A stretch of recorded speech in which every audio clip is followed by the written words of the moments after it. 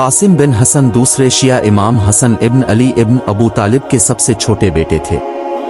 कासिम हसन बिन अली की शहादत से 3 साल कब्ल 47 हिजरी में पैदा हुए। जब तीसरे शिया इमाम हुसैन इब्न अली ने रजब 60 हिजरी में मदीना छोड़ने की तैयारी की तो कासिम बिन हसन की वालिदा अलिफाम फरवा ने हुसैन इब्न अली इब्न अबू तालिब से कहा कि वो उन्हें और कासिम को अपने साथ ले जाएं। हुसैन बिन अली ने इत्तफाक किया। कासिम अगरचे सिर्फ 13 साल का था, अपने कजिन ऑन और मोहम्मद की तरह अब्बास इब्न अली और अली अकबर इब्न हुसैन से बाड़ लगाना सीख चुका था। अब्बास इब्न अली कासिम बिन हसन को बहुत पसंद करते थे। करबला की जंग में आशूरा से एक रात पहले हुसैन इब्न अली अल-फरो के खैमे के पास से गुजर रहे थे। उन्होंने कासिम को अपनी वालिदा से ये कहते हुए सुना, माँ, कल चचा अब्बास, अली अकबर और मैं चचा हुसैन का दिफा करेंगे। माँ, अगर मैं मारा गया तो मेहरबानी कर मेरे लिए मत रो। फरवा ने जवाब दिया, मेरे बेटे, अगरचे मैं आपसे बहुत प्यार करती हूँ, लेकिन मैं आपके लिए नहीं रोऊंगी।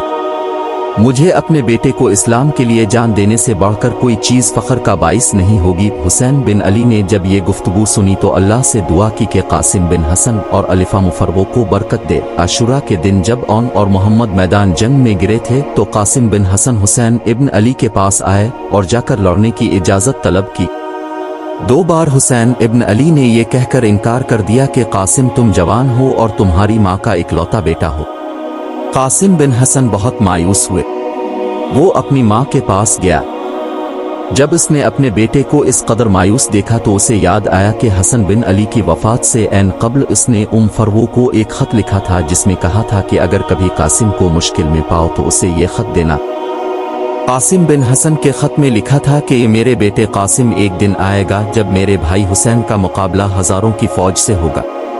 ये वो दिन होगा जब इस्लाम को कुर्बानी के जरिए बचाने की जरूरत होगी। आपको इस दिन मेरी नुमाइंदगी करनी होगी। कासिम बिन हसन ने खत पढ़ा। वो मुस्कुराया। वो जल्दी से हुसैन इब्न अली के पास गया और उसे खत दिया। खत पढ़कर हुसैन इब्न अली ने कहा, ए मेरे भाई के बेटे, मैं तुम्हें इस काम से कैसे रोक सकता हूँ जो तुम्हारे बाप ने तुमसे करवाया था। हुसैन इब्न अली ने कासिम इब्न हसन के सर पर हसन बिन अली की पगड़ी बांधी और घोड़े पर सवार होने में उनकी मदद की। कासिम बिन हसन इब्न अली ने कहा, ए मेरे चचा, अब परेशान ना हूँ, मैं मौत से नहीं डरता। इस्लाम के लिए मौत मेरे लिए शहद से ज्यादा मीठी होगी। कासिम बिन हसन बिन अली मैदान जंग में आए। वो बहुत खूबसूरत लड़का था। दुश्मन ने इसे देखा तो बड़बड़ाने लगे कि जिसका चेहरा चांद की तरह चमक रहा है, इसे हम कैसे मार सकते हैं। ऊंची और साफ आवाज में कासिम बिन हसन ने अपना तारुफ कराया और एक ही लड़ाई के लिए चैलेंज किया। उसने आगे आने वाले कई मशहूर जंगजुओं को कत्ल किया। जब भी वो किसी दुश्मन को मारते तो कासिम बिन हसन उसकी रिकाब पर खड़े होते, पीछे देखते और अब्बास इब्न अली की तरफ लहराते। जिस तरह एक शागिर्द किसी असाइनमेंट पर अपने उस्ताद की मंजूरी लेता है, अब्बास इब्न अली फख्र से पीछे हटते थे। जब दुश्मन ने इसकी बहादुरी को देखा और समझ लिया कि वो किसी एक लड़ाई में इस पर गालिब नहीं आ सकते तो वो पीछे से आए और उमर बिन नफील अज़दी ने कासिम बिन हसन के सर पर तलवार से वार किया।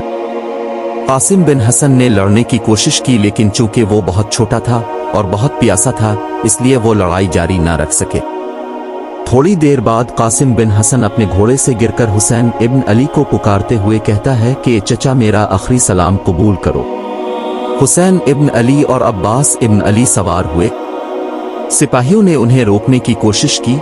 बिलाखिर जब वो वहां पहुंचे जहां कासिम बिन हसन गिरे थे, उन्होंने एक खौफनाक मंजर देखा।